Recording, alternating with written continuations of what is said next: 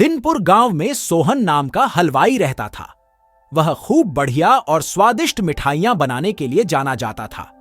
इसी वजह से उसकी दुकान पूरे गांव में मशहूर थी। पूरा गांव उसी की दुकान से मिठाई खरीदता था। वह और उसकी पत्नी मिलकर शुद्ध देसी घी में मिठाई बनाते थे। इससे मिठाइयां काफी अच्छी और स्वादिष्ट बनती थीं। हर रोज शाम होते होते उसकी सारी मिठाइयां बिक जाती थीं और वह अच्छा मुनाफा भी कमा लेता था। मिठाइयों से जैसे ही आमदनी बढ़ने लगी, सोहन के मन में और पैसा कमाने का लालच आने लग गया। अपने इसी लालच के चलते उसे एक तरकीब सूझी। वह शहर गया और वहां से एक दो चुंबक के टुकड़े लेकर आ गया।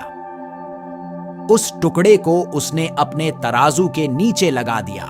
इसके बाद एक नया ग्राहक आया जिसने सोहन के पास से 1 किलो जलेबी खरीदी। इस बार तराजू में चुंबक लगाने की वजह से सोहन को अधिक मुनाफा हुआ।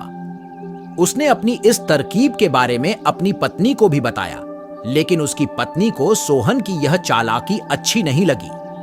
उसने सोहन को समझाया कि उसे अपने ग्राहकों के साथ इस तरह की धोखेबाजी नहीं करनी चाहिए, लेकिन सोहन ने अपनी पत्नी की बात बिल्कुल भी नहीं सुनी।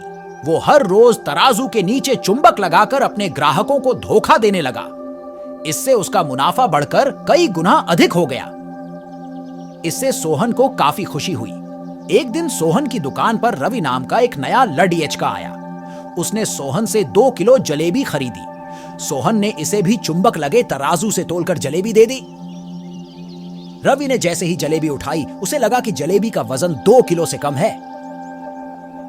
उसने अपना शक दूर करने के लिए सोहन से दोबारा से जलेबी को तोलने के लिए कहा। रवि की बात सुनकर सोहन चिढ़ गया। उसने कहा, मेरे पास इतना फालतू समय नहीं है कि मैं बार बार तुम्हारी जलेबी ही तोलता रहूं। इतना कहकर उसने रवि को वहां से जाने के लिए कह दिया। सोहन मिठाई वाले की बात सुनने के बाद रवि जलेबी लेकर वहां से चला गया। वह एक दूसरी दुकान पर गया और वहां बैठे मिठाई वाले से अपनी जलेबी तोलने के लिए कहा। जब दूसरे दुकानदार ने जलेबी तोली तो जलेबी सिर्फ 1.5 किलो ही निकली। अब उसका शक यकीन में बदल गया था। उसे पता चल गया कि सोहन मिठाई वाले के तराजू में कुछ गड़बड़ है। अब उसने तराजू की गड़बड़ को सबके सामने लाने के लिए खुद एक तराजू खरीद लिया और उसे ले जाकर सोहन मिठाई वाले के दुकान के पास ही रख दिया। फिर रवि अपने सभी गांव के लोगों को वहां पर इकट्ठा करने में लग गया।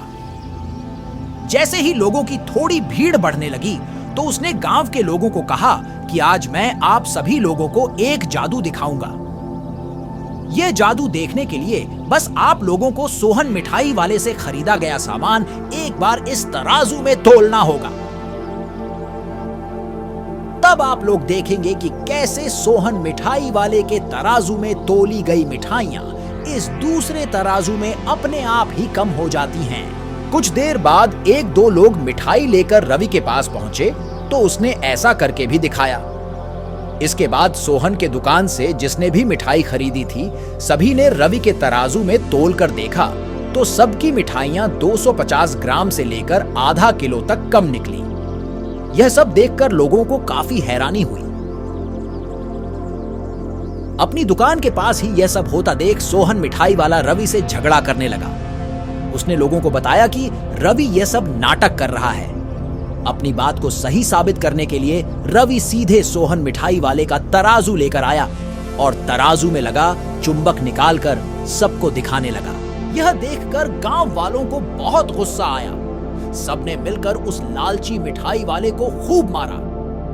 अब उस लालची मिठाई वाले को अपने लालच और उसके कारण की गई गलत हरकतों पर पछतावा हो रहा था।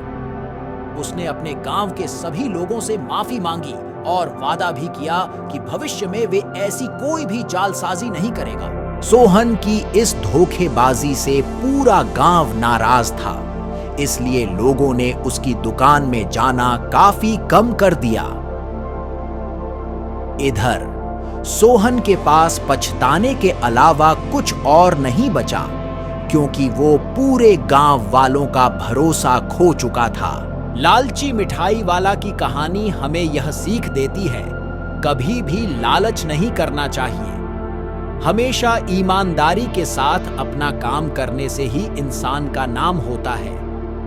लालच के चलते भले ही कुछ समय के लिए अच्छा फायदा हो, लेकिन इससे इज्जत और आत्मसम्मान दोनों कम हो जाते हैं। अगर ये कहानी आपको पसंद आई है तो इस वीडियो को लाइक और चैनल को सब्सक्राइब कर दें